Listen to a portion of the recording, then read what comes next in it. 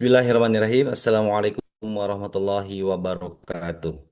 Alhamdulillahirabbil alamin. Alhamdulillahilladzi allafa baina fi qulubina wa fasbahna bi ni'mati ikhwa. Alhamdulillahirabbil alamin. Alhamdulillahilladzi bi ni'matihi tatimmus sholihat. Asyhadu an la ilaha illallah wa asyhadu anna Muhammadan abduhu wa rasuluhu la nabiyya ba'dah. Allahumma sholli ala Muhammad wa ala alihi wa sahbihi wa sallam wa man tabi'ahum bi ihsanin ila yaumil qiyamah.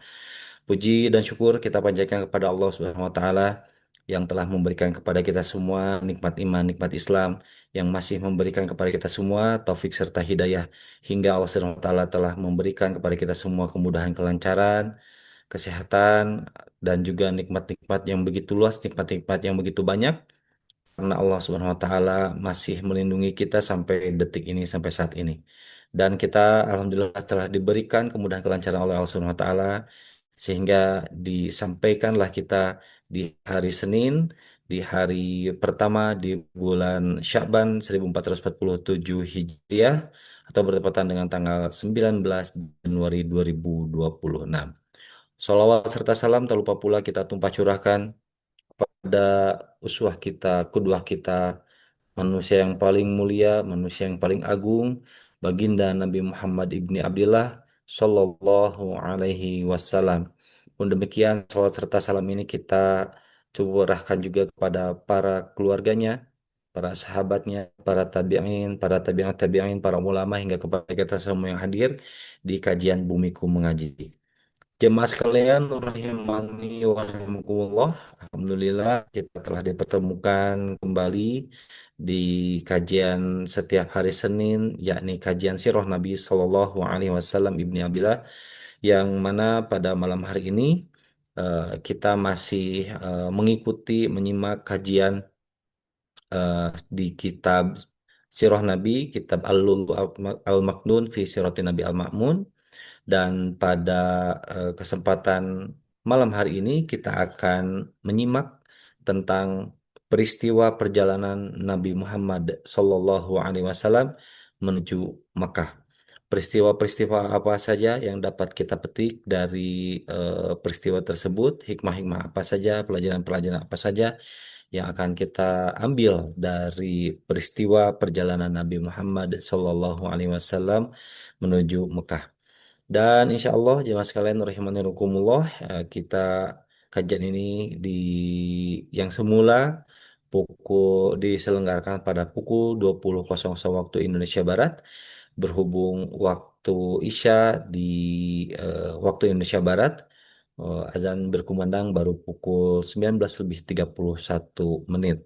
Oleh karena itu, aktivitas ataupun juga pelaksanaan sholat Isya di waktu Indonesia Barat di daerah-daerah waktu Indonesia Barat eh, itu baru selesai biasanya pukul 19.50 atau 19.55, sehingga atas kesepakatan ataupun juga persetujuan dari Ustazuna Ali Hasan Bawazir, maka selama waktu Isya itu pukul 19.30 atau 19.31 waktu Indonesia Barat, kajian Sirah Nabi Sallallahu Alaihi Wasallam akan dimulai pada pukul 20.30 waktu Indonesia Barat.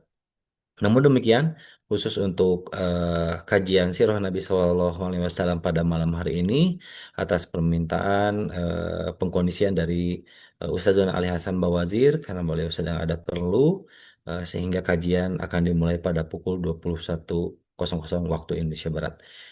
Insya Allah jemaah sekalian rahimakumullah, sambil menunggu kehadiran Ustazuna Ali Hasan Bawazir, Hafizullah Ta'ala, kami ingin menyampaikan beberapa informasi terkait dengan aktivitas dakwah Bumiku Mengaji. Dan juga kami ingin sampaikan informasi terkait dengan tata tertib adab majelis Bumiku Mengaji. Yang pertama jemaah sekalian, ini merupakan sebagai pengingat bagi kami panitia dan khususnya kepada jemaah sekalian, jemaah setia Bumiku Mengaji yang Masya Allah sampai saat ini kajian telah berlangsung selama lebih dari 2 tahun bersama Bumiku Mengaji. Yang pertama jemaah sekalian, adab yang pertama marilah kita jadikan kajian online ini sebagai sarana thalabul ilmi dengan niat yang tulus, niat yang ikhlas, mengikat ilmu ini dengan tulisan, kemudian juga mencatat baik-baik untuk kepentingan kita dapat memurajaah ilmu yang kita dapatkan pada malam hari ini, insya Allah. Berikutnya, jemaah sekalian, selama kajian berlangsung, mohon untuk adab-adab majelis tetap dijaga, seperti menutup aurat, kemudian juga khususnya bagi jemaah akhwat, tetap menutup aurat, kemudian juga adab-adab bertolabul ilmi tetap dijaga, dan selanjutnya kami ingin sampaikan, mohon diperiksa kembali untuk aktivitas mikrofonnya agar senantiasa di mute. Selanjutnya, bagi jemaah yang ingin bergabung ataupun juga ikut dalam kajian online Bumiku Mengaji, kami informasikan mohon untuk menggunakan nama asli, tidak menggunakan nama gadget, nama perangkat, ataupun juga nama lembaga ataupun juga nama lain-lainnya. Kami hanya akan mengadmit ataupun juga eh, memasukkan jamaah ke dalam Zoom meeting ini pada saat jamaah menggunakan nama asli. Tidak lain dan tidak bukan, ini merupakan salah satu sarana untuk bersilaturahmi agar saling mengenali, dan tentu saja ini untuk menjaga keamanan dakwah kita agar terhindar dari hal-hal yang tidak diinginkan sebagaimana yang pernah terjadi menimpa di eh, kajian pada saat pekerja mengaji, kemudian bumiku mengaji, atau mungkin juga terjadi pada kajian online di komunitas-komunitas lainnya.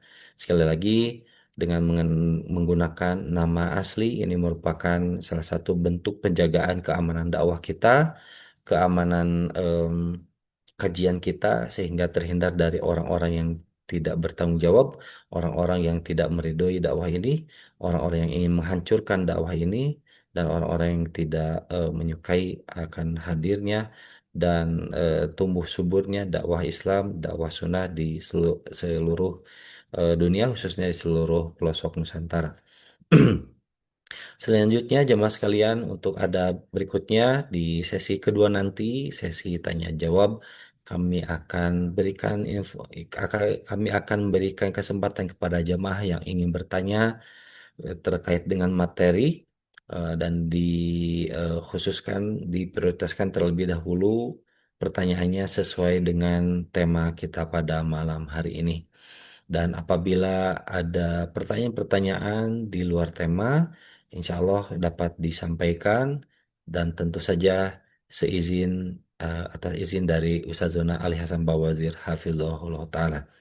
Adapun bagi jamaah yang ingin bertanya, kami persilahkan pertanyaannya dapat disampaikan melalui chat box di Zoom meeting ini, ataupun juga dapat disampaikan secara interaktif dengan mengklik tombol raise hand pada aplikasi Zoom meeting ini, mengklik tombol raise hand terlebih dahulu, yang insya Allah nanti oleh panitia akan dibantu unmute, dan kami akan persilahkan jamaah untuk menyampaikan pertanyaan-pertanyaannya. Selanjutnya, jemaah sekalian, rahimani wa rahimakumullah, insya Allah kajian-kajian yang akan diselenggarakan oleh Bimbing Mengaji dimulai dari hari Senin, Selasa, kemudian Kamis, Jumat, Sabtu, dan Ahad bersama asatizat yang berbeda-beda sesuai dengan kafaahnya masing-masing, tentu saja dengan tema yang berbeda-beda pula. Untuk hari Selasa besok insya Allah bersama Ustadz Faisal Miftah Hafidhullah Ta'ala, dan bagi jemaah yang ingin bergabung ke dalam grup WA Bumiku Mengaji, alhamdulillah panitia Bumiku Mengaji, pengurus Bumiku Mengaji telah menyediakan dua grup ataupun juga link khusus untuk bergabung ke dalam grup tersebut. Kami sudah menyediakan grup khusus Bumiku Mengaji untuk ikhwan dan grup khusus Bumiku Mengaji untuk jamaah akhwat. Oleh karenanya, bagi jamaah yang belum bergabung ke dalam grup tersebut guna mengetahui informasi-informasi kajian yang akan diselenggarakan oleh Bumiku Mengaji dapat disimak, dipantau melalui grup Bumiku Mengaji, grup WA Bumiku Mengaji. Insya Allah bagi jemaah yang belum bergabung ke dalam grup WA Bumiku Mengaji oleh panitia nanti akan disampaikan atau akan di-share untuk link tersebut di kolom chat Zoom Bumiku Mengaji. Untuk itu kami sampaikan informasi sementara itu dulu sambil menunggu kehadiran Ustazuna Ali Hasan Bawazir Hafizahullah Ta'ala. Terima kasih atas perhatiannya. Barakallahu fikum. Baik, Alhamdulillah Ustaz. Alhamdulillah. Baik. Alhamdulillah, atas izin Allah semuanya kita hadir di eh, ada 27 jemaah yang hadir pada malam hari ini. Ya Untuk Allah, itu ya Allah. sambil menunggu kehadiran jemaah yang lain pula, tidak ada salahnya untuk langsung saja memulai kajian di malam hari ini, yakni tentang peristiwa perjalanan Nabi Muhammad SAW menuju Mekah. Demikian, Ustaz. Untuk selanjutnya kami langsung persilahkan saja kepada Ustaz untuk memulai kajian Alhamdulillah. pada malam hari ini. Tafadhol ya Ustaz, Baik. barakallahu fiik. Fiikum barakallah. Bismillahirrahmanirrahim. Assalamualaikum warahmatullahi wabarakatuh. Innal hamdalillah nahmaduhu wa nasta'inuhu wa nastaghfiruh wa na'udzu billahi min shururi anfusina wa sayyiati a'malina. Man yahdihillahu fala mudilla lahu wa man yudlil fala hadiya lahu. Asyhadu an la ilaha illallah wahdahu la syarika lah wa asyhadu anna Muhammadan abduhu wa rasuluhu la nabiyya ba'dah. اللهم صل وسلم وبارك على عبدك ونبيك محمد وعلى آله وصحبه ومن اهتدى بهديه إلى يوم القيامة. قال الله جل وعلا: يا أيها الذين آمنوا اتقوا الله حق تقاته ولا تموتن إلا وأنتم مسلمون. أما بعد. إخوة الإيمان, saudaraku fillah rahimani wa rahimakumullah. Alhamdulillah, segala puji bagi Allah Subhanahu wa taala Rabbul Alamin, Ar-Rahman Ar-Rahim, yang memberikan kepada kita nikmat Islam, nikmat iman, nikmat tauhid, nikmat sunnah Nabi Sallallahu Alaihi Wasallam. Kita bersyukur kepada Allah Subhanahu Wa Taala atas segala nikmat tersebut, dan kita memohon kepada Allah semoga nikmat ini senantiasa dijaga oleh Allah Subhanahu Wa Taala, dan semoga nikmat ini selalu mengantarkan kita kepada segala kenikmatan, kebaikan dunia dan akhirat. Saudaraku fillah rahimani wa rahimakumullah, kita alhamdulillah melanjutkan kajian sirah Nabi kita Muhammad sallallahu alaihi wasallam, yang dimana kita masih di dalam fase perjalanan Nabi kita Muhammad sallallahu alaihi wasallam di perjalanan haji wada. Ikhwatal iman, perjalanan Nabi kita Muhammad sallallahu alaihi wasallam ke kota Mekah untuk menunaikan ibadah haji wada ini, di dalam perjalanan itu beliau ada sejumlah hal, ya, pembelajaran yang beliau ajarkan kepada para sahabatnya. Yang diantaranya adalah sebagaimana Imam Bukhari dan Muslim, juga Ibnu Hibban, sebagaimana lafaz yang beliau sebutkan, ya, meriwayatkan dari Anas bin Malik radhiyallahu anhu, ya, bahwa beliau berkata, Nabi Shallallahu Alaihi Wasallam melihat seseorang yang dituntun di antara dua orang, ya, dibopong di antara dua orang. Kemudian Nabi Shallallahu Alaihi Wasallam pun bertanya, malahu.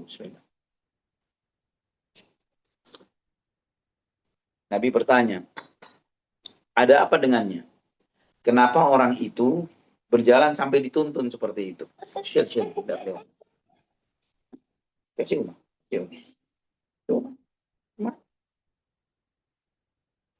Kenapa orang itu seperti tersebut?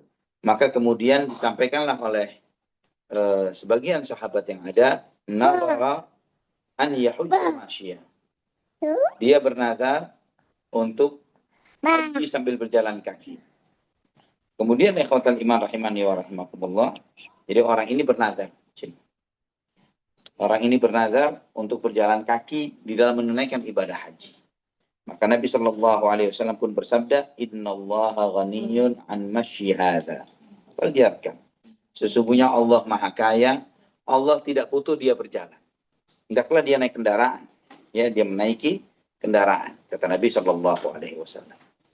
Nah, di sini saudaraku fillah rahimani wa rahimakumullah, Al-Hafiz rahimahullah di dalam Fathul Bari, beliau menyebutkan di antara pembelajaran dari hadis ini, wa innama lam ya'murhu bil wafa'i bin nadri imma li'anna al-hajja rakiban afdalu min al-hajji masyian, bahwa Nabi Shallallahu Alaihi Wasallam tidak memerintahkannya untuk menunaikan nazarnya itu bisa jadi adalah karena haji dengan berkendara itu lebih utama ketimbang haji berjalan kaki. Fanadhrul masyi yaqtadil tilzamu tarkil afdal. Maka dengan dia berhaji dengan berjalan kaki itu menyebabkan dia meninggalkan sesuatu yang lebih utama. Fala yajibul wafa'u bihi, maka tidak wajiblah dia menunaikan nazarnya. Aw likaunihi ajaza 'anil wafa'i binadrih wa hadha huwal azhar. Atau karena orang tersebut tidak mampu menunaikan nazarnya. Dan ini mungkin yang terlihat, kata Al-Hafidz Ibnu Hajar. Di sini juga mengajarkan kepada kita, saudara fillah rahimani wa rahimakumullah, bahwa seringkali sebagian kita menilai suatu ibadah itu sesuai dengan kadar masyaqqahnya atau kadar kesulitannya. Dan semakin hari, walaupun di era yang sudah sedemikian modern seperti sekarang, sejumlah orang melakukan perjalanan yang seperti ini untuk menyusahkan dirinya. Ada yang bersepeda, ada yang berkuda, ada yang lari, ada yang begini dan begitu. Ya, dengan target atau tujuan menunaikan ibadah haji sambil bersepeda misalnya, menunaikan ibadah haji sambil lari, menunaikan ibadah haji sambil mengendarai kuda misalnya. Yang ini ya, dan ini ikhwatal iman rahimani wa rahimakumullah adalah menyusahkan diri sendiri. Menyusahkan diri sendiri. Dan menyusahkan yang seperti ini bukanlah sesuatu yang syar'i atau yang disyariatkan atau yang dibolehkan. Ya. Dan yang terjadi, sebagaimana Anda pernah membaca suatu berita, dia sudah melakukan ini dengan sangat susah payah. Ternyata ketika sudah sampai di Saudi Arabia, dia tidak mendapatkan visa haji. Ya. Siapa yang mau disalahkan? Dia melakukan perjalanan yang sangat jauh, sangat lama, dengan effort yang luar biasa. Sesampainya di sana, dia tidak mendapatkan visa haji. Maka dia harus pulang, ya, dengan segala jerih payahnya. Ini kemudian akan menjadi viral dengan menyalahkan pihak-pihak eksternal, padahal dianya sendiri yang tidak mengikuti prosedur. Dan juga mengajarkan kepada kita, ikhwatal iman, sebagaimana sabda Nabi SAW, Inna Allah ghaniyun an masyi hadha. Sesungguhnya Allah itu tidak butuh dengan jalanmu. Ya, maka hendaklah kamu naik kendaraan. Bahwa seseorang itu di dalam beribadah kepada Allah tidak bisa menggunakan logika dia. Bahwa semakin berat, insya Allah Allah akan semakin ridha, semakin suka, semakin senang. Bukan seperti itu. Karena Allah subhanahu wa ta'ala menegaskan di dalam firman-Nya, yuridullahu bikumul yusra wala yuridu bikumul usra.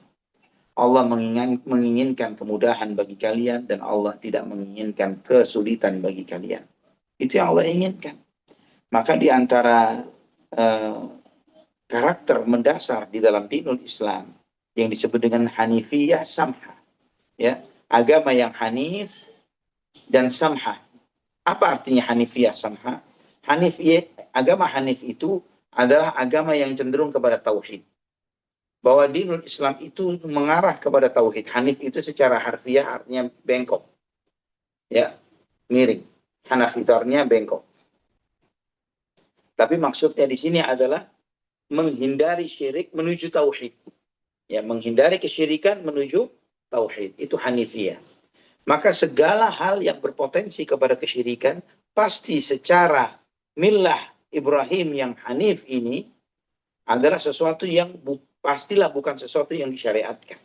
Ketika seorang muslim memahami ruh dari dinul Islam yang seperti ini, maka dia tidak akan bimbang dan ragu untuk mengatakan bahwa orang yang meminta di tempat-tempat keramat dan kuburan-kuburan keramat itu adalah perbuatan syirik.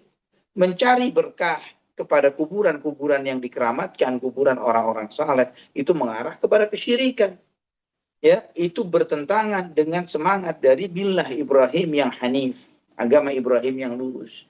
Jadi ketika seseorang menyadari yang seperti ini, ikhwatul iman, sudah tidak perlu lagi dicari pembenarannya atau upaya untuk mengklarifikasi terhadap sejumlah argumen. Mungkin sebagian orang yang berargumen dengan sebuah, ada riwayatnya loh, sejumlah sahabat atau sejumlah ulama, sejumlah ini yang bertabarruk atau mencari berkah kepada kuburan, misalnya seperti itu. Hal yang seperti ini bagi orang yang tahu akan ruh mendasar dari agama ini, yaitu agama yang hanif, agama yang lurus, agama yang cenderung kepada tauhid dan menghindari kesyirikan, pastilah yang seperti itu, yang mengarah kepada kesyirikan, pastilah bukan sesuatu yang disyariatkan oleh Allah Subhanahu wa taala. Samha. Apa arti samha? Samha itu artinya penuh toleransi, penuh kemudahan. Maksudnya toleransi ini bukan memudah-mudahkan, tapi memberikan kemudahan. Yang tidak bisa sholat berdiri, maka sholatlah sambil duduk. Tidak bisa sholat duduk, maka sholatlah sambil berbaring. Ini kemudahan di dalam syariat. Yang Allah Subhanahu wa taala berikan kepada kita. Ketika susah menjalankan ibadah puasa di bulan Ramadan karena sakit atau safar, fa'iddatun min ayyamin ukhar, maka silakan mengganti di hari yang lain. Terus demikian.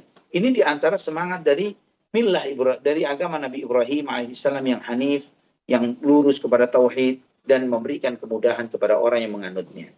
Termasuk juga di dalam perjalanan ibadah. Sebagian orang mungkin berpersepsi atau berasumsi kalau saya jalan kaki, padahal ini jaraknya berapa jauh antara Madinah dan Mekah, ya. Ini sesuatu yang bisa dijangkau lah oleh mereka yang hidup di zaman itu. Dan mungkin sebagian dari mereka terbiasa melakukannya. Tapi antum lihat bagaimana Nabi Shallallahu Alaihi Wasallam menjawab orang tersebut dengan Innallaha ghaniyun an masyihada. Allah maha kaya. Allah nggak butuh dengan jalannya dia. Faliyarkab, naik dia. Nah, ini menyampaikan pesan kepada antum, kepada kita semuanya, ikhwatal iman. Hendaklah di dalam beribadah itu bukan mengikuti logika. Tapi beribadah itu mengikuti tuntunan, mengikuti ajaran syariat. Bukan sesuatu yang menurut logika lebih sulit, pasti pahalanya lebih besar. Tidak selalu seperti itu. Bahkan sejumlah syariat, sejumlah contoh dari Quran dan Sunnah, sejumlah amalan yang ringan, namun Allah Subhanahu wa taala menjanjikan bagi mereka-mereka yang beramal ini dengan pahala yang besar dan surga dan ridhonya Allah Subhanahu wa taala.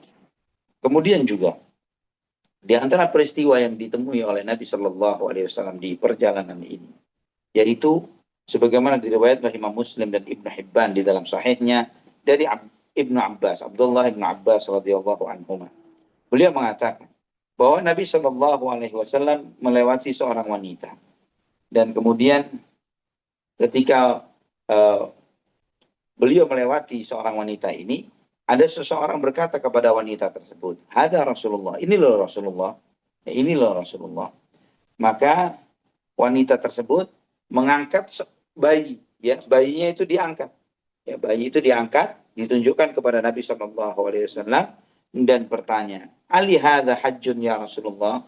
Apakah anak ini yang saya bawa haji juga mendapatkan pahala haji ya Rasulullah?" Maka Nabi Shallallahu Alaihi Wasallam menjawab, "Naam, walaki ajruhu, walaki ajrun." Ya, dan kamu dapat pahalanya juga. Ya, ya, dan kamu dapat pahalanya juga. Ini dijelaskan oleh Imam An-Nawawi rahimahullah di dalam Syarah Muslim. Beliau mengatakan, "Wa hadzal haditsu fihi hujjatun lisyafi'i wa Malik wa Ahmad wa jamaahiril ulama anna hajj as-sabiyyi mun'aqidun sahihun yuthabu 'alaihi. Wa in kana la yujzihi an hajjatil Islam, bal yaqa'u tatawwu'an wa hadzal haditsu sarihun fihi." Di dalam riwayat ini, kata Imam Nawawi rahimahullah, ini merupakan dalil yang membenarkan pendapat Imam Syafi'i, Imam Malik, Imam Ahmad, dan jumhur ulama, mayoritas ulama yang mengatakan bahwa hajinya anak kecil itu sah dan dapat pahala. Ya, anak itu dapat pahala. Walaupun sahnya itu tidak menggugurkan kewajiban haji sebagai seorang muslim. Ya, namun haji sah itu menjadi nilai bagi anak tersebut sebagai yaqa'u tatawu'an, sebagai tatawwu', sebagai ibadah sunnah. Dan hadis itu menjelaskan akan hal itu. Jadi di sini menunjukkan kepada kita ikhwatal iman bahwa jika seorang anak diajak haji atau umrah oleh orang tuanya, maka anak itu dapat pahala. Orang tuanya yang ngajak juga dapat pahala. Bismillah. Kemudian juga di samping tersebut bahwa dia dapat pahala, na'am, tapi bukan berarti menggugurkan kewajiban hajinya bagi anak tersebut kelak ketika dia sudah balik. Ya, karena dia melakukan haji ini belum balik. Nanti ketika dia sudah balik dan terpenuhi syarat untuk menunaikan ibadah haji, yakni syarat wajibnya sudah terpenuhi, maka dia wajib untuk menunaikan ibadah haji yang wajib. Yang masih kecil bagaimana? Terhitung sunnah. Ya, terhitung sunnah. Kemudian ikhwatal iman rahimani wa rahimakumullah, di antara peristiwa lain yang terjadi di perjalanan Nabi kita Muhammad bin Abdullah sallallahu alaihi wasallam, sebagaimana diriwayatkan Imam Ahmad di dalam musnadnya, Ibnu Hibban di dalam sahihnya dengan sanad yang sahih sesuai dengan syarat Bukhari dan Muslim, dari Umair bin Salamah Ad-Dhamri radhiyallahu an, bahwa Nabi sallallahu alaihi wasallam melakukan perjalanan ingin menuju ke Mekah ya untuk haji. Ketika beliau sampai di Rauha, ya ini kurang lebih adalah 36 mil dari kota Madinah, ya. Dari kota Madinah kurang lebih 36 mil. Nabi Shallallahu Alaihi Wasallam melihat ada seekor keledai buruan, ya keledai liar yang disembelih, dan ditunjukkan kepada Nabi, ya Rasulullah, ini ada seekor sembelihan ya keledai yang baru disembelih, kata para sahabatnya. Setelah itu Nabi SAW pun bersabda, da'uhu fa'innahu yushiku an ya'ti sahibuhu. Biarkan. Bisa jadi sebentar lagi ownernya datang. Ya, pemilik buruan ini, dia berburu, dapat keledai liar dan diburu, dan setelah itu disembelih oleh orang tersebut. Maka datanglah orang itu. Ya, orang tersebut memilikinya. Dan kemudian orang itu berkata, ya Rasulullah, sya'nukum bihadzal himar. Dia mengatakan, ya Rasulullah, aku berikan keledai ini untuk kalian. Ya, rombongan haji ini. Dia sedang berburu. Ya, orang itu berburu. Tapi orang ini tidak termasuk di dalam rombongan jamaah haji Rasulullah SAW. Dan kita tahu bahwa orang yang sedang berihram tidak boleh berburu. Ya, orang yang sedang berihram tidak boleh berburu. Namun, buruan ini diserahkan kepada Nabi Shallallahu Alaihi Wasallam, diterima oleh Nabi Shallallahu Alaihi Wasallam, dan Nabi Shallallahu Alaihi Wasallam memerintahkan Abu Bakar untuk membagikan dagingnya kepada rombongan yang berangkat saat itu. Kemudian di perjalanan Nabi Shallallahu Alaihi Wasallam melihat yang serupa, ya. Namun Nabi Shallallahu Alaihi Wasallam di sini memerintahkan kepada salah seorang sahabatnya untuk tidak mengganggu, ya, hewan buruan tersebut sampai semua rombongan itu berlewat tanpa mengganggu hewan buruan ini. Nah, di sini ikhwatan iman rahimani wa rahimakumullah, dijelaskan oleh para ulama terkait dengan riwayat ini. Sebagaimana kata Al-Imam Ibnu Qayyim rahimahullah, wa fi hadzal hadits dalilun ala jawazi aklil muhrim min saydil halali idza lam yasidhu li ajlihi. Ya, di dalam hadis ini menunjukkan ya bolehnya mengkonsum bagi orang yang sedang berihram memakan makanan hasil buruan jika bukan dia yang berburu. Ya. Nah, ini yang disebutkan oleh Al-Imam Ibnu Qayyim rahimahullah. Kemudian kata Imam Ibnu Qayyim, wal farqu baina qissatil dhabbi wa qissatil himari anna alladhi sada al-himara kana halalan falam yamna' min aklihi wa hadha lam yu'lam annahu halal wa hum muhrimun falam ya'dhan lahum fi aklihi wa wakala man yaqifu indahu li'alla ya'khudhahu ahadun hatta yujawizuhu. Ya, adapun ketika melewati hewan buruan yang kedua, yang di situ sudah kena anak panah hewan buruan yang kedua, tapi tidak diotak-atik oleh Nabi SAW, dan bahkan Nabi SAW memerintahkan kepada rombongan jalan terus, dan bahkan beliau menunjuk seseorang untuk mengamati semua rombongan supaya jalan terus dan tidak ada satupun yang mengambil dari hewan buruan yang kedua. Beda dengan hewan buruan yang pertama yang dagingnya dibagi. Nah, di sini dijelaskan oleh Imam Ibnu Qayyim bahwa kalau hewan buruan yang pertama sangat jelas siapa yang berburu, yaitu seseorang yang tidak sedang berihram. Orang luar, orang lain yang di luar rombongan itu, yang memang dia tidak berihram. Nah, karena dia tidak berihram, buruannya halal. Karena buruannya halal, maka boleh dikonsumsi oleh mereka-mereka yang pada saat itu sedang berihram. Berbeda dengan buruan yang kedua.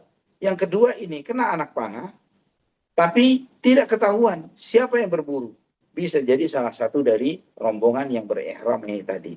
Karena ketidakjelasannya itu, Nabi SAW memerintahkan kepada rombongan untuk tidak mengotak-atik hewan buruan yang kedua. Berbeda dengan yang pertama yang sudah clear, sudah jelas ownernya, yang ternyata bukan seorang yang sedang berihram. Ikhwatal iman rahimani wa rahimakumullah. Kemudian Nabi SAW melanjutkan perjalanannya sampai di satu tempat yang disebut dengan Al-Arj, ya, di satu tempat yang disebut dengan Al-Arj. Al-Arj ini salah satu desa yang dilewati oleh kaum muslimin di sana, dan biasa mereka bangsa Arab pada saat itu ketika melakukan perjalanan ke kota Madinah, mereka berhenti di desa tersebut. Nah, bekal Nabi kita Muhammad Sallallahu Alaihi Wasallam beserta keluarganya itu dikumpulkan di satu onta. Ya, ada onta yang memang khusus membawa bekal Nabi SAW dan keluarganya plus Abu Bakar dan keluarganya. Jadi terkumpul di satu onta tersendiri yang itu dikawalkan oleh Abu Bakar kepada salah seorang karyawannya. Ya, ada salah seorang karyawan Abu Bakar yang ditugasi khusus untuk mengawal atau membawa onta yang membawa bekal, seluruh bekal Nabi Muhammad SAW dan keluarganya, plus Abu Bakar As-Siddiq dan keluarganya. Nah, sesampai di Al-Arj ini, Nabi SAW pun istirahat. Ya, duduk, beliau, Aisyah radhiyallahu anha juga seperti itu duduk, dan setelah itu datanglah Abu Bakar As-Siddiq, duduk di samping Nabi SAW beserta putrinya yang lain, yaitu Asma binti Abu Bakar di samping ayahnya.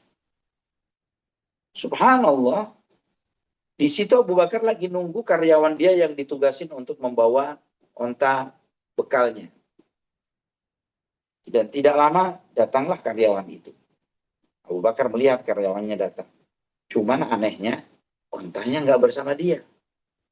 Mana ontanya? Mana bekal-bekalnya? Maka Abu Bakar bertanya, Aina ba'iru? Mana ontanya? Yang saya titipkan ke kamu, mana ontanya? Maka orang itu mengatakan, Adlal tuhul barih. Semalam hilang. Semalam lepas dari saya. Saya coba cari-cari, nggak ketemu. Di sini Abu Bakar bertanya, Ba'irun wahidun tudhilluhu. Saya nggak titipin satu rombongan onta. Saya nggak nyuruh kamu mengawal 5, 10, 20 ekor. Satu onta saya titipin dan satu-satunya itu pun hilang. Kata Abu Bakar seperti itu. Maka Abu Bakar pun mukul orang tersebut. Ya, dipukul oleh Abu Bakar. Nabi Shallallahu Alaihi Wasallam tersenyum.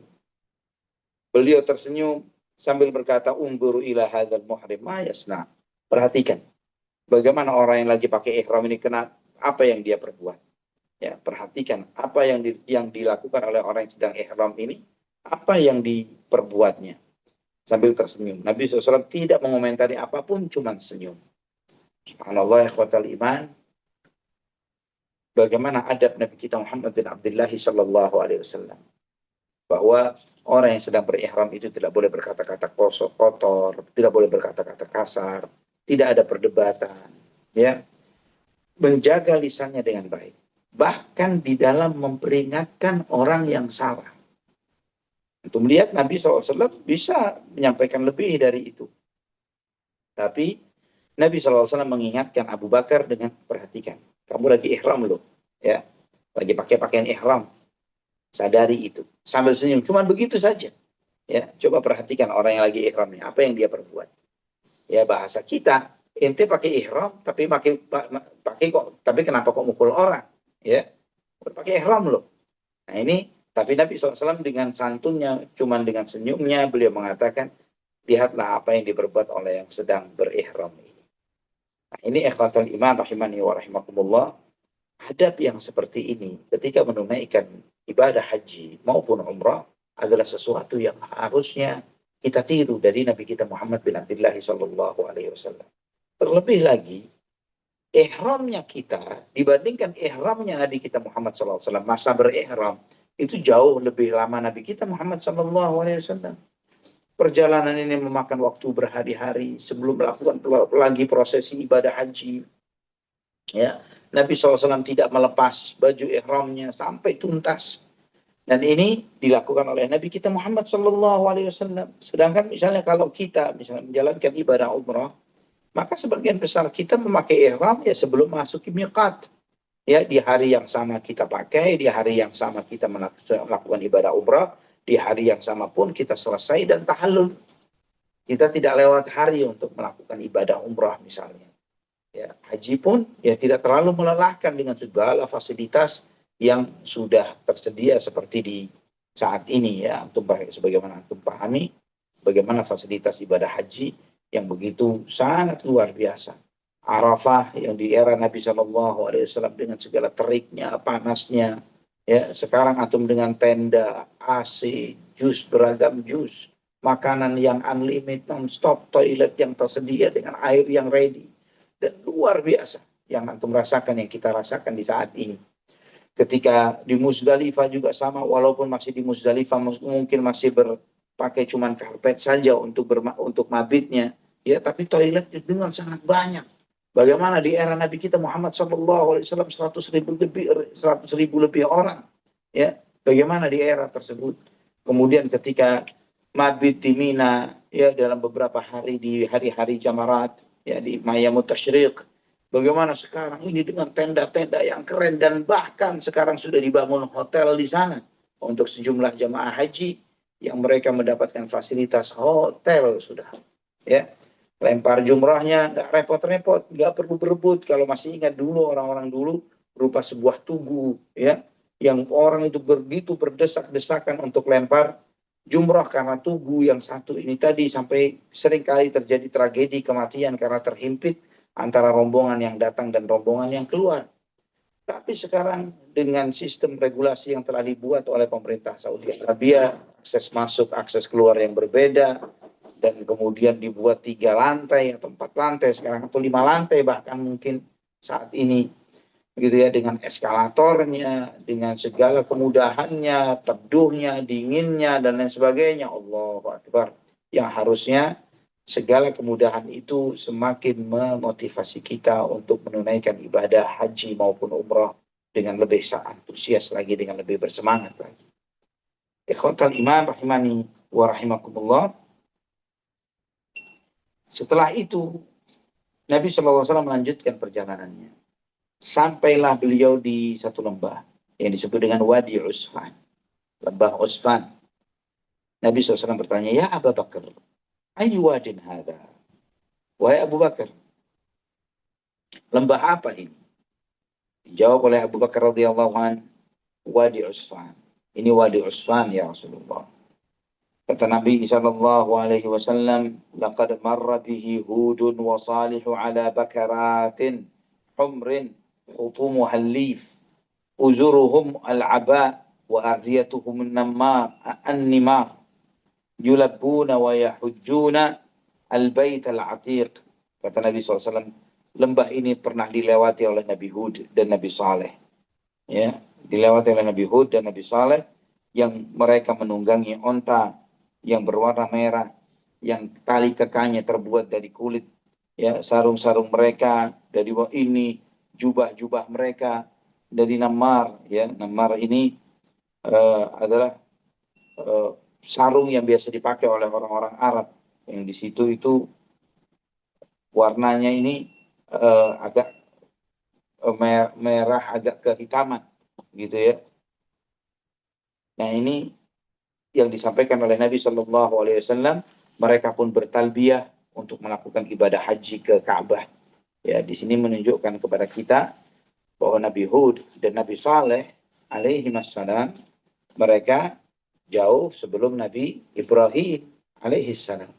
Ya, ini menunjukkan kepada antum dan kepada kita semuanya bahwa haji itu sudah disyariatkan oleh Allah Subhanahu wa taala sebelum Nabi Ibrahim alaihissalam, dan haji ke kota Mekah.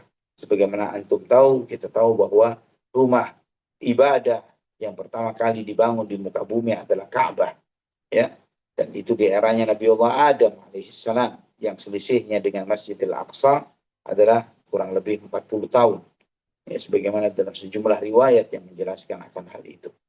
Dan juga saudaraku fillah rahimani wa rahimakumullah, bahwa ibadah haji ini ibadah yang disyariatkan kepada seluruh nabi, termasuk juga nantinya Nabi Allah Isa alaihissalam pun akan menunaikan ibadah haji. Ya, Nabi Isa akan menunaikan ibadah haji ke kota Mekah, ya, dan beliau beribadah di sana sebagaimana beribadahnya kaum muslimin. Ikhwatal iman rahimani wa rahimakumullah. Selanjutnya Nabi Shallallahu Alaihi Wasallam melanjutkan perjalanannya ke kota Mekah. Sampailah beliau di satu tempat yang bernama Abwa. Ya, Abwa ini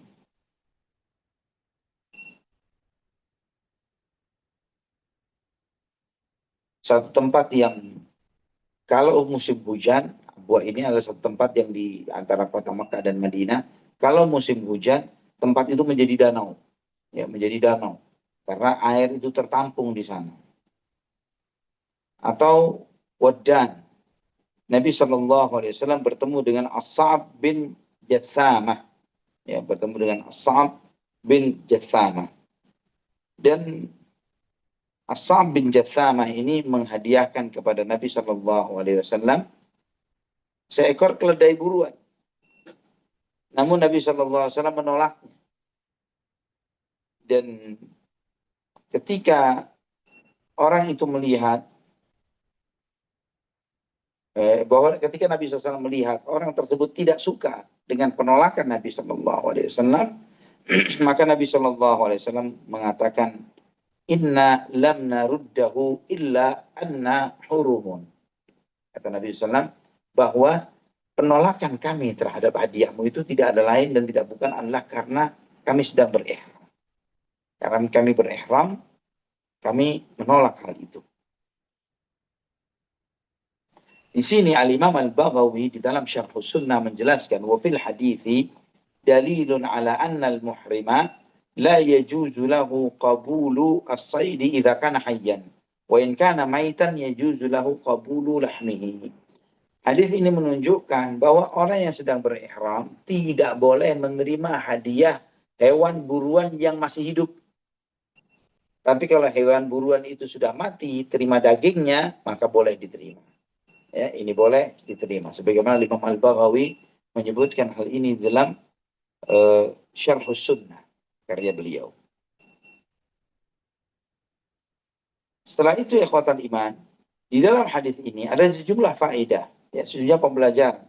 Sebagaimana Al-Hafidz Ibnu Hajar menyebutkan di dalam syarahnya terhadap hadis ini, beliau mengatakan annal hukma bil alamati liqaulihi falamma ra'a ma fi wajhi, bahwa seseorang itu bisa menggunakan indikasi atau ciri tertentu untuk menilai dan memutuskan sesuatu.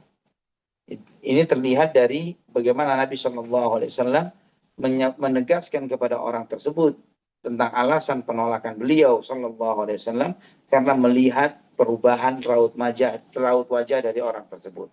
Ya, karena Nabi SAW melihat orang tersebut tidak menyukai jika Nabi SAW menolak hadiah yang diberikan kepada beliau.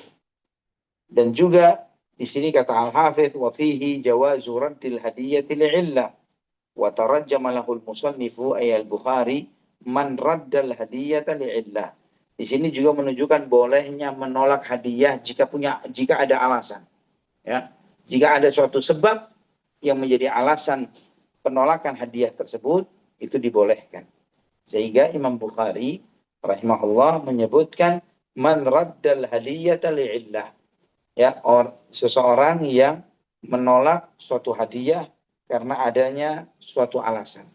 Nah, di sini juga mengajarkan kepada kita ada alasan-alasan tertentu, apalagi jika alasan itu bersifat syar'i atau mendukung kebenaran, mendukung suatu syariat, ya, terkait dengan misalnya hadiah itu mungkin berpotensi untuk sebagai sebuah sogokan atau riswah misalnya, atau hadiah itu untuk membuat seseorang itu tidak lagi tegar di dalam bersikap di atas tauhid dan sunnah misalnya, atau hadiah itu supaya dia mentolerir suatu kemunkaran dan kemaksiatan yang sedang dia tegakkan untuk mengingkarinya misalnya, maka dia karena alasan-alasan yang seperti ini dia boleh untuk tidak menerima hadiah tersebut.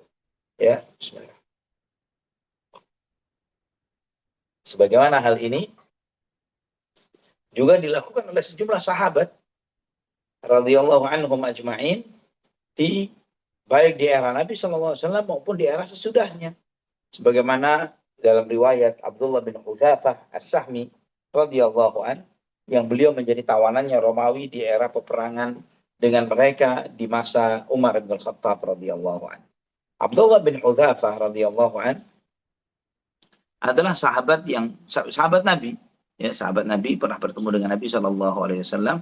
Nah, Abdullah bin Hudzafah radhiyallahu an, beliau ditahan di penjaranya Romawi, tidak diberi makan oleh mereka. Ya, Romawi tidak memberi makan kepada dia sampai 3 hari.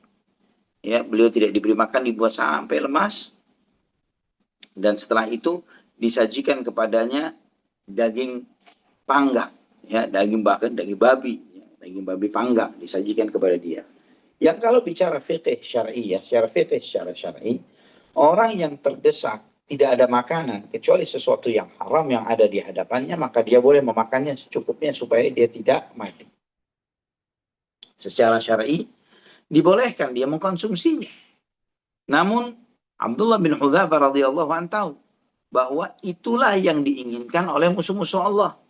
Beliau menerima pemberian itu, beliau memakannya, dan itu akan menjadi bahan cemoohan dan tertawaan bagi musuh-musuh Allah Subhanahu wa taala. Dan dia sangat cerdas, sangat paham akan hal ini. Karena cahaya iman yang telah Allah berikan ke dalam hatinya sehingga dia melihat dengan cahaya iman tersebut. Bukan karena pinter-pinteran, bukan karena licik-licikan, bukan karena strategi-strategian. Tapi dia melihat dengan cahaya iman yang Allah tanamkan di dalam hatinya. Maka beliau tetap tegar, beliau tidak menyentuh sedikit pun dari makanan tersebut. Dan itu membuat kagum musuh-musuh Allah sampai akhirnya pun mereka melepaskan beliau radhiyallahu anhu. Ikhwatal iman rahimani wa rahimakumullah. Juga di dalam hadis ini mengandung faedah yang lainnya adalah wa fihi al-i'dharu an raddil hadiyati tatiban liqalbil muhdi. Bahwa boleh menyampaikan udzur atau alasan tertentu kenapa nolak hadiah untuk menenteramkan hati si pemberi hadiah. Bagaimana dilakukan oleh Nabi Sallallahu Alaihi Wasallam, bahwa beliau menolak hadiah tersebut. Tapi ketika Nabi SAW melihat bahwa penolakan itu membuat si pemberi hadiah merasa tidak nyaman, ya, maka Nabi pun menyampaikan alasannya. Bahwa afwan, kami nggak menerima itu bukan karena satu faktor tertentu, tapi karena kami sedang berihram saja. Dan hewan buruan dia dalam keadaan hidup. Ya, kalau sudah menjadi daging, maka boleh diterima oleh Nabi SAW, dan demikian pula para sahabatnya yang sedang berjalan bersama beliau. Juga ikhwatal iman, disebutkan oleh Al-Hafidh, wa fihi anna al-hibata la tadkhulu fil mulki illa bil qabul, wa anna qudratahu ala tamalluki la tusayyiruhu malikan laha. Ini menunjukkan juga di dalam konteks akad hibah, bahwa akad hibah itu tidak serta-merta menjadi pemilik orang yang menerima hibah, kecuali dia benar-benar menerimanya. Bukan cuma sekedar misalnya, ya, seseorang di antara kita, antum misalnya Kang Z mengatakan kepada teman-temannya, saya hibahkan motor ini, motor beliau, Kang Z ini, ke Ustadz Ali. Misalnya begitu. Bukan serta-merta motor yang Kang Z sampaikan bahwa motor beliau dihibahkan ke anak itu menjadi milik anak. Kecuali kalau anak katakan, iya saya terima. Baru itu menjadi milik saya. Tapi ketika saya menolak, maka itu tidak pun. Jadi ini menunjukkan akad hibah dengan memberikan kepada seseorang tidak serta-merta berpindahnya kepemilikan. Ya, ini sebagaimana yang disampaikan oleh Al-Hafidh rahimahullah di dalam Fathul Bari. Juga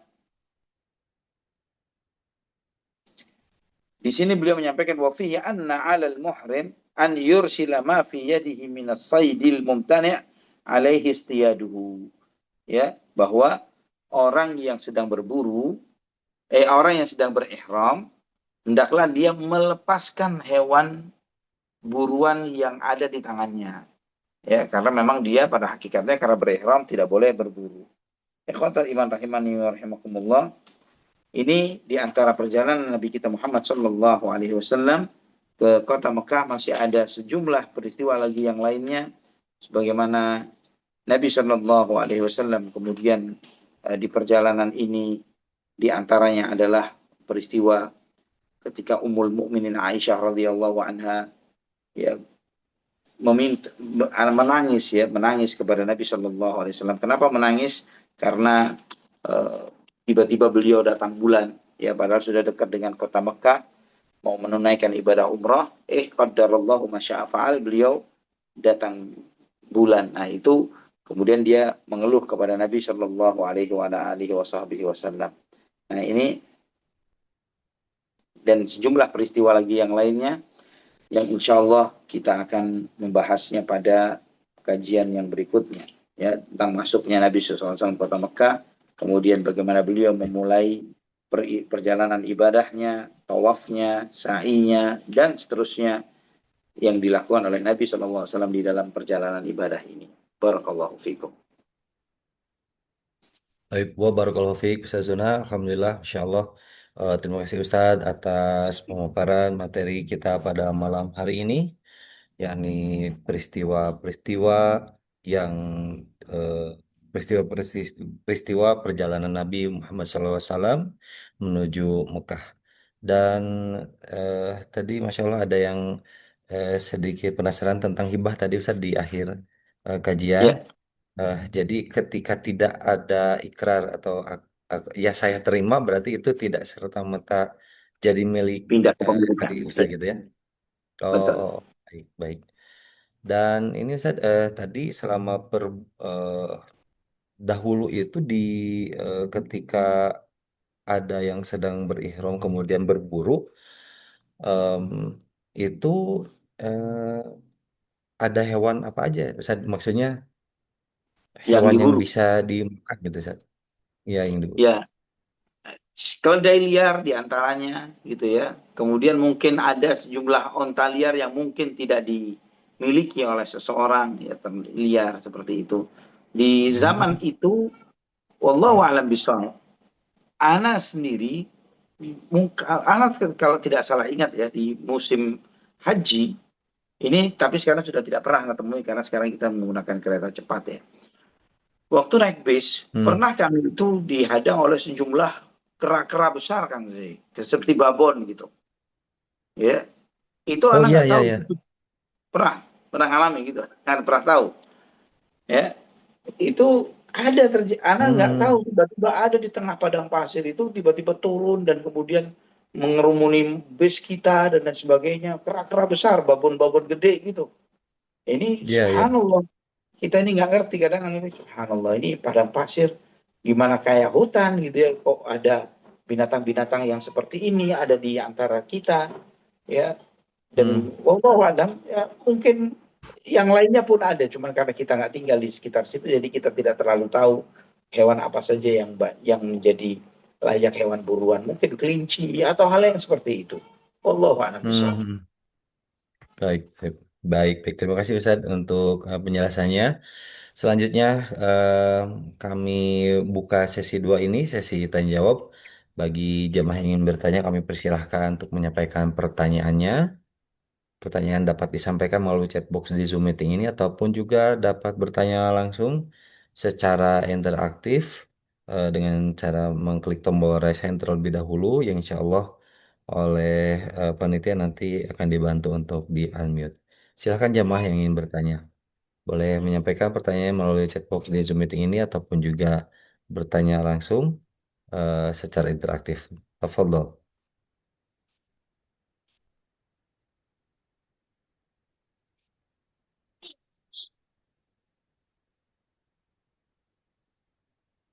Eh, dari Umu Amr mungkin dari jamaah di Amerika dan Kanada, apakah ada titipan pertanyaan? Ya, jazakumullah khairan, Kang Zai. Ya, Alhamdulillah, jazakallah. jazakumullahu khairan Ustadz atas materinya hari ini. Semoga Allah Subhanahu wa Ta'ala memberikan perlindungan, kemudahan, dan keberkahan bagi Ustadz dan keluarga dimanapun berada. Ustadz, ada pertanyaan dan Ah, ini memohon nasihat. Assalamualaikum warahmatullahi wabarakatuh.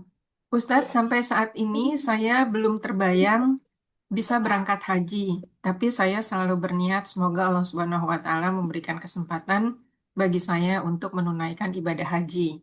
Alasannya di sini saya tidak punya mahram Ustadz, tidak dari hmm. keluarga dan saya juga tidak punya suami. Eh, Nah, apa yang bisa Ustadz nasihatkan? Apakah tetap berniat dan berangkat haji misalnya walaupun tanpa mahram karena misalnya ada kelompok yang berbarengan. Jazakumullahu khairan hmm. Ustaz. Barakallahu fiik. Jika dalam kondisi yang seperti ini, tetaplah berniat, ya, tetaplah berniat dan tetaplah berikhtiar untuk bisa berangkat haji. Nanti ketika di hari hanya nanti memang sudah diberi kemudahan oleh Allah untuk berangkat dan kemudian qadarallah masya'a fa'al, ternyata sampai di hari H itu belum ada mahram yang bisa mendampingi anti, maka ada yang disampaikan oleh Syekh Uthman Al-Khamis, hafizahullah. Beliau menyebutkan ada sebuah pendapat yang menurut anak adalah pendapat yang mu'tadil, yang pertengahan, bahwa beliau tidak mengatakan secara mutlak boleh seorang wanita itu pergi bepergian tanpa mahram, karena pada dasarnya memang tidak boleh. Tapi beliau memberikan pengkhususan hanya untuk haji yang wajib saja, dengan catatan perjalanannya adalah dijamin keamanannya, dalam arti perjalanan dari travel yang clear, yang jelas, yang jelas, dengan rombongan orang-orang yang baik insya Allah, ya, dengan saling menjaga satu dengan yang lainnya. Maka untuk sekali itu saja menunaikan ibadah haji yang wajib, dia boleh untuk melakukan itu tanpa mahram. Tapi untuk melakukan ibadah haji sunnah atau umrah sunnah, maka dia tetap harus mencari mahram. Wallahu a'lam bishawab. Iya Ustadz, jazakumullahu khairan. Pertanyaan selanjutnya Ustadz. Nah, Assalamualaikum warahmatullahi wabarakatuh. Ustadz, semakin banyaknya sosial media, misalnya YouTube, banyak sekali orang-orang yang berencana misalnya berangkat ke Madinah dengan berjalan kaki atau naik sepeda, ya. dengan di antaranya bekalnya seada-adanya, atau justru sang suami misalnya meninggalkan anak istrinya. Hmm. Saya tidak tahu apakah tujuannya, tetapi bila hal seperti ini dilakukan dengan banyak meninggalkan kewajiban seseorang, misalnya ikhwannya, apa yang bisa Ustadz nasihatkan? Karena bisa jadi ini akan jadi merebak dan ada di antara keluarga saya, saudara laki-laki saya yang kira-kira sifatnya seperti itu, Ustadz. Senang mengembara, tapi asal-asalan. Jazakumullahu Insya Allah. khairan atas nasihat Ustadz. Masya Allah. Ada. Ya memang semakin media sosial itu semakin terbuka, semakin setiap orang itu boleh berbicara dan bersuara, maka di antara pengaruh buruk yang dialami oleh kita semuanya pada saat ini adalah banyaknya orang-orang yang pada hakikatnya tidak layak untuk berbicara, kemudian dia berbicara. Pada hakikatnya orang-orang yang tidak layak untuk bersuara, dia bersuara. Sehingga sampai disampaikan sebagian ulama, ya, di era kita sekarang ini, bahwa dulu para ulama tidak sibuk untuk mengomentari orang-orang bodoh. Kenapa? Karena orang bodoh nggak punya media. Mereka sibuk menanggapi orang pinter yang salah, gitu ya. Orang pinter yang nyeleneh dari kalangan mungkin ahlul bid'ah dan yang lain semisalnya. Maka mereka fokusnya mengatasi orang-orang pinter. Masalahnya sekarang kita harus menyediakan porsi spesifik khusus untuk menanggapi orang bodoh yang viral, yang berani bersuara. Dan itu pun juga telah disampaikan oleh Nabi Shallallahu Alaihi Wasallam dalam sabdanya, yang beliau menyebutkan tahun-tahun yang penuh dengan tipuan. Orang bodoh, orang yang pembohong dikatakan jujur dan sebaliknya. Orang yang pengkhianat dikatakan amanah dan sebaliknya. Sampai kemudian banyaklah ruwaibidah, itu orang yang recehan, yang remeh, dan kemudian dia membicarakan permasalahan umum.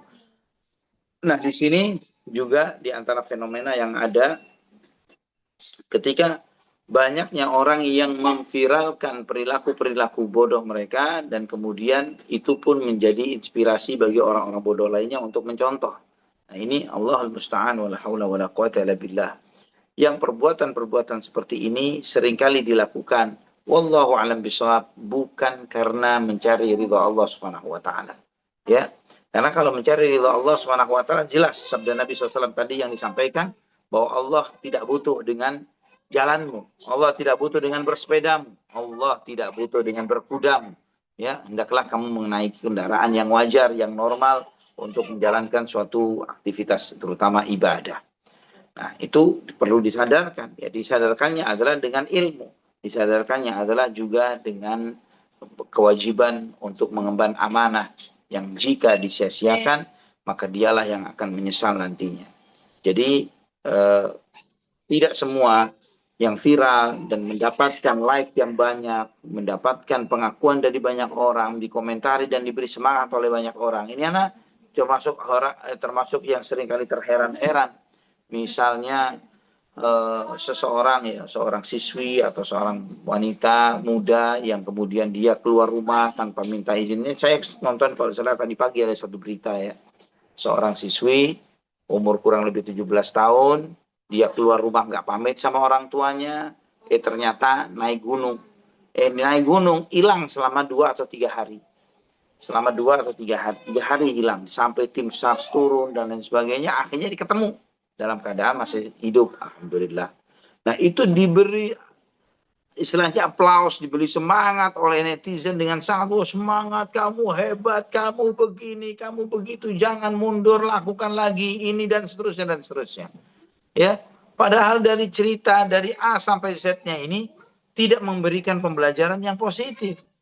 Seorang anak wanita keluar rumah tanpa izin dari orang tuanya, melakukan perjalanan sendirian naik gunung, ya, dan apa yang mau diberikan sebuah pujian, apa yang memberikan kemaslahatan bagi hidupnya dunia dan akhirat.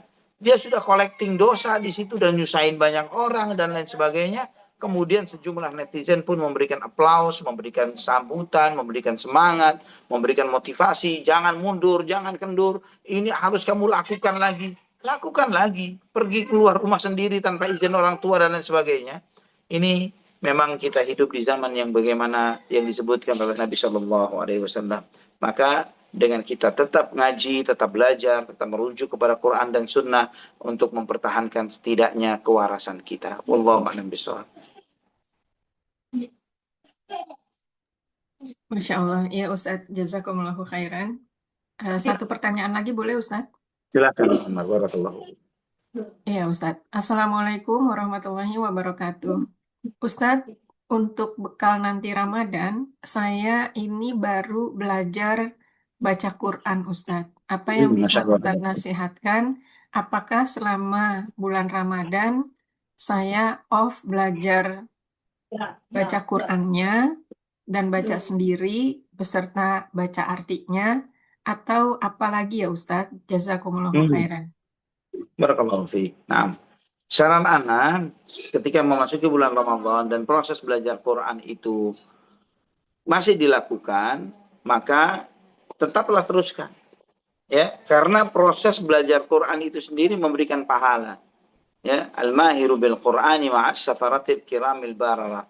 Walladhi yaqra'uhu wa huwa yatata'ahu fihi falahu ajran, kata Nabi SAW. Orang yang lihai atau mahir di dalam membaca Al-Quran, dia akan dicatat bersama safaratil kiramil barara, dengan malaikat-malaikat yang terbaik, yang mulia.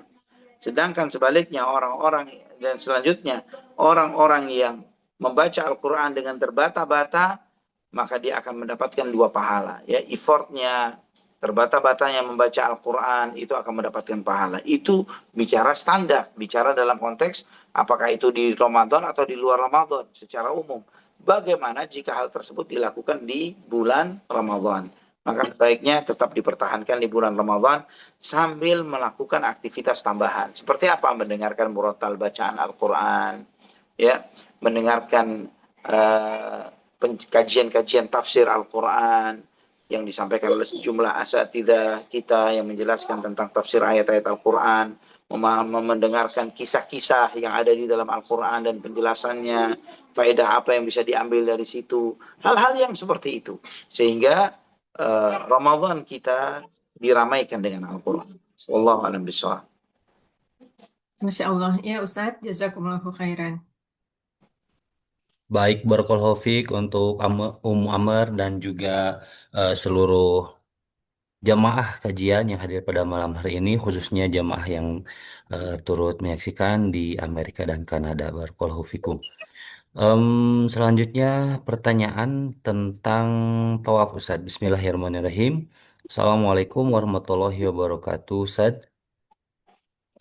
Salam. Assalamualaikum. Semoga Allah selalu menjaga dan memberikan keberkahan untuk keluarga dan ilmu yang Allah titipkan kepada Pak Ustadz serta merahmati Pak Ustadz dan kaum muslimin dimanapun. Amin ya rabbal alamin. Eh, Pertanyaannya, apakah saat ibadah umroh, apakah saat ibadah umroh kita boleh melakukan sebanyak-banyaknya tawaf tanpa syai? Dan apakah menyentuh atau mencium atau menempelkan badan kita ke Ka'bah itu disunahkan?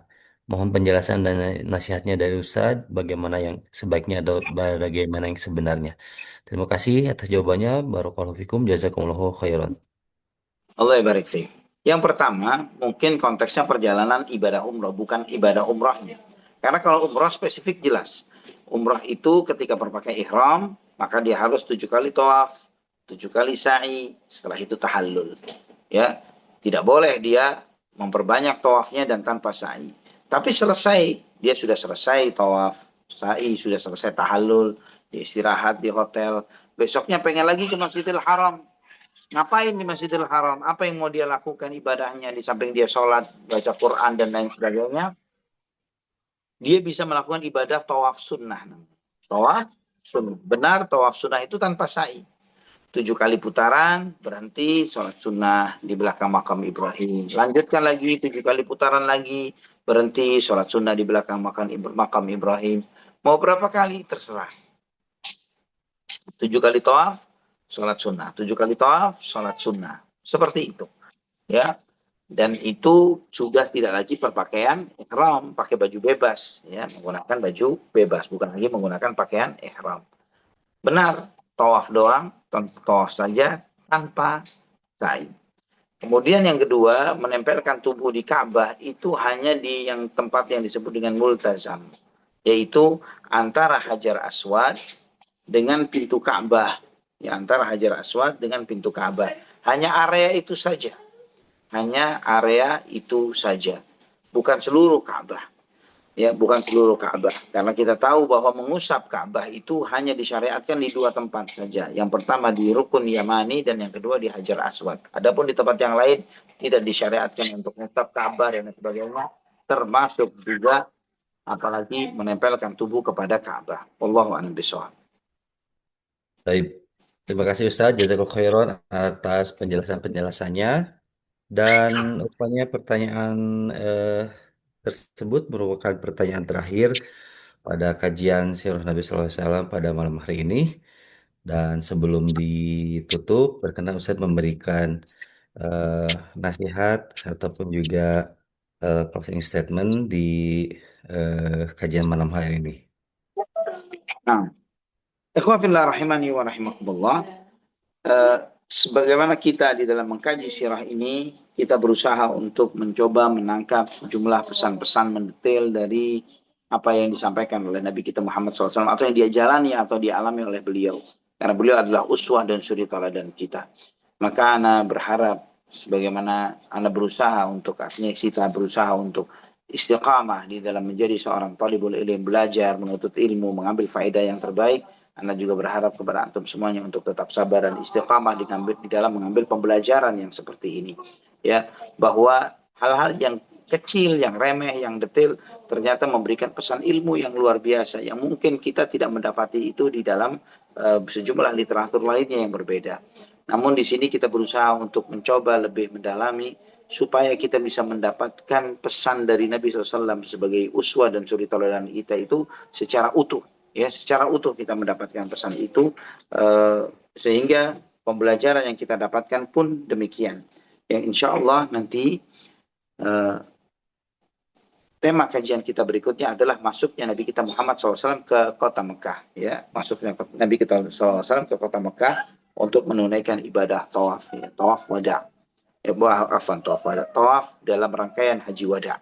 Ya, itu di antara tema kita yang akan kita bahas. Masih kasih aja judul kecil, temanya adalah haji wada.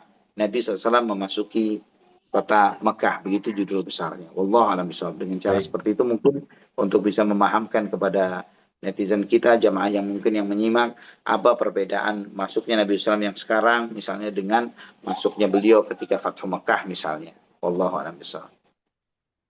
Baik, Alhamdulillah terima kasih Ustaz Zuna, jazakumullah khairan atas informasi, ilmu dan juga bimbingannya sehingga kita sedikit demi sedikit kita memahami peristiwa-peristiwa yang terjadi masa Nabi penyebaran dakwah Islam khususnya menjelang melaksanakan haji wada. Dan dengan demikian kita akan akhiri kajian kita pada malam hari ini. Kami haturkan banyak terima kasih jazakumullah khairan kepada Ustazona Ali Hasan Babadir hafizallahu taala yang telah memberikan menyampaikan ilmu kepada kita semua, duduk hadir dan juga bersabar menyampaikan kepada ilmu kepada kita semua, dan mudah-mudahan Allah ganjar, Allah berikan kebaikan pahala jariah kepada Ustadz juga dan keluarga.